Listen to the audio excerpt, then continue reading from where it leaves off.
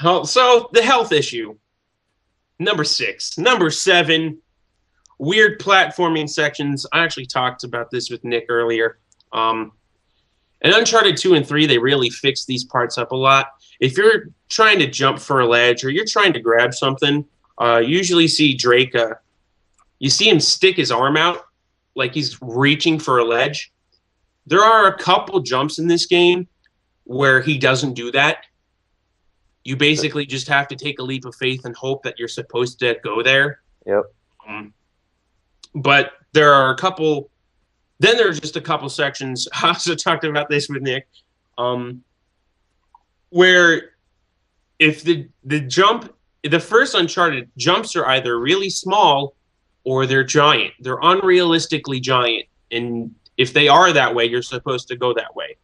And Uncharted 2 and Uncharted 3, it's like, he was holding on a freaking stone ledge. How did he fling himself 75 feet away to grab onto this train? Like, Uncharted 2 and 3 have even more ridiculous jumps, but Uncharted 1... Well, Brad, it's because he's a normal-ass guy, and, normal-ass guys can make those jumps. Yeah. I know. White men can jump. That's right. So the jumps in this game are either pretty big or they're pretty small. But there are sections that are rather open, and basically it's like, oh, I can make that jump. Oh, looks like he only jumped about 1 inch high. He actually just threw himself over the cliffside. And so you have to restart from the bottom of the cliff. Way to go. Turns out I'm not supposed to go that way. There was one platforming section in particular in this church where there is a jump that is at this odd distance. It's not a small jump, but it's usually not as big as some other jumps. So you're like, I'm probably not supposed to go that way. Turns out you're supposed to go that way. That's the only really, like, that was the only platforming section where I died over and over and over, trying to figure out how to make some of these jumps. Yeah, that was number 7. That was number 7. Yeah. All right. How long is your list here, Brad? 10. There's 10 bullet points. All right. Let's get to number 8. Number 8. Checkpoint problems. Okay. For the most part, these are pretty. For the most part, the checkpoints are actually pretty good. They're decent. They're They could be better. Yeah, the thing is though, they could be. It seems to me that the worst points in the game, like the parts that are the hardest, have the worst checkpoints. Yep. Oh, and I'll talk about that with my number 10. But there's one point in the game, again, I'll talk about it when I hit number 10, where that it literally sent me 10 minutes back. A whole 10 minutes of work. Ridiculous. I'll talk about that with number 10. That's what you call replay value. Yeah. Oh my. Yeah.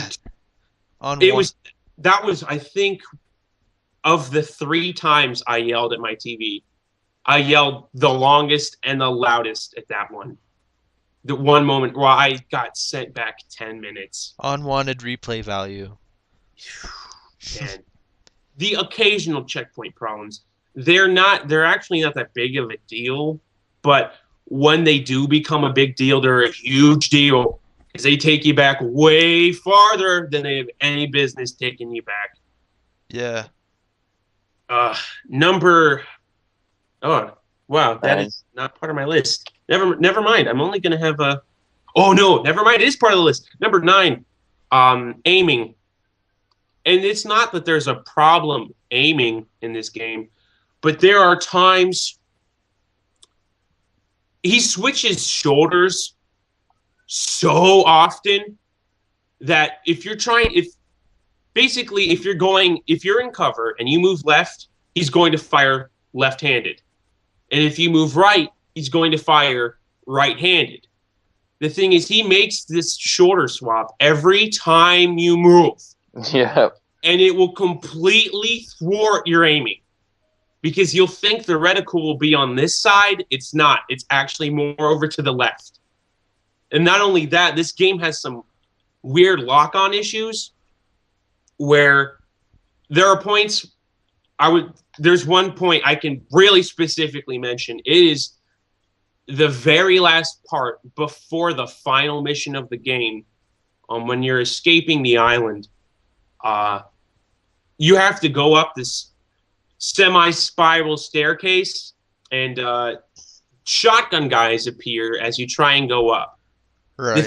The game forces you to rush up these stairs, so they're basically at the range where they will kill you if they hit you at all. So if you try and bring up your gun early, it will lock on to their position, or it will if you try and aim at them, the reticle will move slightly to the left because the staircase goes left.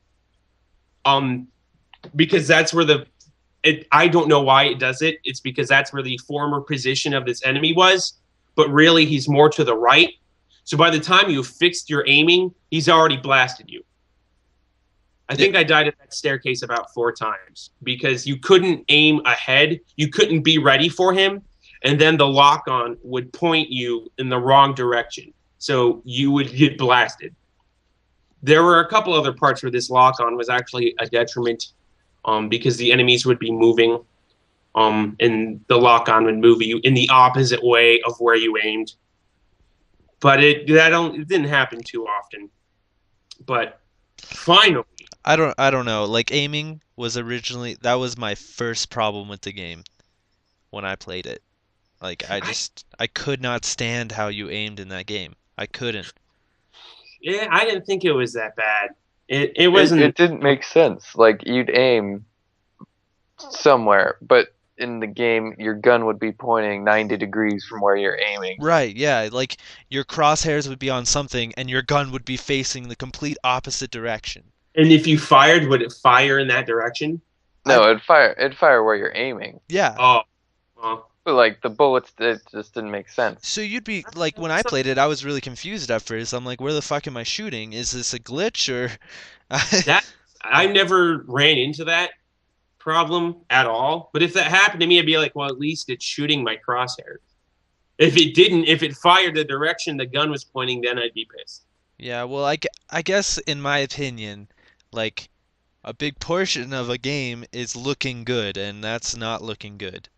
That doesn't look good. You'd be surprised how many games do that. You'd be XCOM. surprised where the game will glitch and the gun will is a different kind of game.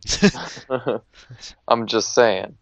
You've got a point. You've got a point, though. Times there are many games out there that the gun, you could be up against cover and it looks like he's shooting forward, but the crosshairs are shooting like it looks like he's shooting behind himself. Right. But the crosshairs are pointed forward. As long as it hits where those crosshairs are. But is that your character or is that a different character? What do you mean? Like, is that you watching someone else shoot or is that you actually shooting? Why does that even matter? Because I think that's a big thing.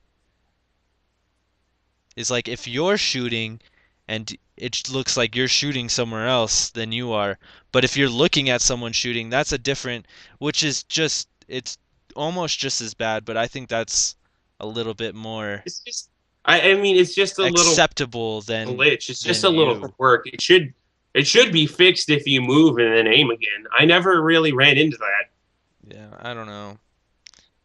Number 10. Okay, number 10. Number 10 exposes all of the other 9 flaws. So much so, they are multiplied 20-fold with my number 10 problem with this game. And you never got this far, Nick. Okay. But at the end of the game, well, near the end of the game, they introduce a new enemy type. It's like this gray-looking zombie thing. Right, yeah. They expose all of the other 9 problems with this game, make them way worse. So, number 1, no ammo. These guys don't drop ammo. Number 2, Bullet sponge enemies, they have the most health out of any enemy in the game, often taking around half a clip of the MP40 just to kill them. Number 3, the shitty grenades, you can't throw a grenade at them. By the time you pull out a grenade, they're bum rushing you. Number 4, useless cover. They bum rush you. You don't get any cover. There's no point to cover. So that's number 4 and number 5. Number 6, bad health. Because these guys bum rush you, they will either A, claw you, or B, grab you. If they A, claw you, all it takes is one more claw strike and they will kill you. It's 2 claw hits and then you're dead. Which basically means you make one mistake, you make one wrong dodgeball, you make one wrong step, you will get killed. Because they often send more than one of these guys at you at a time. And you cannot dodge roll out of the way. How many times do you think you died playing this? Playing the whole game? Playing this part that you're talking about right now. This section, probably around 6, 7 times. Yeah. And Brad's not a person to die in a game. It depends on the game. Most games. Let's get real, Brad. Uncharted offers a little bit of experimentation. I think the point of Uncharted is to kill you a lot, so that way you know where to go. Well, yeah. So they don't give you ammo. They're bullet sponges. They're insane sponges. You can't throw grenades at them. You can't take cover. So that's 4 and 5. 6, they kill you in 2 hits. 7, well, that doesn't have anything with the weird platforming sections. Well, actually, it does, because you're inside this like underground base, and all of the hallways look the same. So it doesn't give you any idea on where to go. I'm okay with this. That's more of a nitpick. Number 8, this is the checkpoint problem. This is the checkpoint problem. There's a part when these zombies come out, you have to pull these switches, and they activate these alarms. So you pull the switch, a door opens, an alarm goes off. You go inside this door, and at the end of this hallway, you have to pull a switch. This activates another alarm and opens another door. When you do this, you basically have to kill around 10 to 15 of these guys. So you kill 10 or 15 of these guys, you go in that second door. At the end of that hallway is going to be another switch, which turns off these alarms and opens the final door. And that final door you use to basically end the mission. But the second door, when you pull that switch, you die. If you die with another 15 to 20 of these things, you have to go all the way back to the first alarm.